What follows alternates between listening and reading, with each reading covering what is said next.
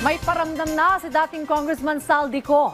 Ayon kasi sa DILG, nagpadala ng feelers ang dating mambabatas na nagpapahiwatig ng kanyang kagustuhang makipagdialogo. Ang detalye sa report ni Ryan Lesigues. Matapos ang mahabang panahon na pagtatago at pananahimik, nagparamdam na muli ang dating kongresista at puganting si Saldico. Ayon kay DILG Secretary John Vic Remulla, nagpadala na ng feelers si Ko sa isang grupo ng mga pari. Ito ay para ipahayag ang kagustuhan nitong makipagdialogo. Nakarating din ito sa kanyang kapatid na si Ombudsman Jesus Crispin Remulla. Not exactly, parang nagpapakonect na gustong ng dialogue sa amin. So, pero of course that's not verified. Parang nagsabi pa lang, sinabi ng kaibigan na pinaparating. Sabi pa ng kalihim na patuloy ang ginagawa nilang verifikasyon sa feelers.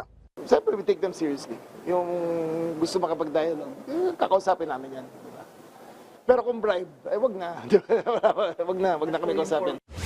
Matapos masangkot sa road dike project sa Oriental Mindoro, nagtago na si Saldico sa Portugal matapos maglabas ng warrant of arrest ng korte laban sa kanya. Mula noon, animoy kabuti na si Saldico na lulubog lilitaw sa kanyang social media. Pag before the issuance of the passport, pwede siya i-deport.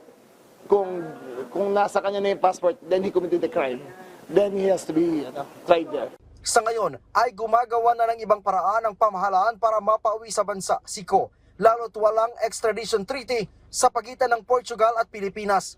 Criminal mind talaga. May escape route kagad eh. Diba? Galing na escape route yan. Maaga pa lang Feb. 1 year na siya. Nasa 1 year na siya abroad. Hindi nakauwi dito. Sinubukan kong kunan ng pahayag ang kampo ni Ko pero hindi sila sumasagot sa text at sa mga tawag.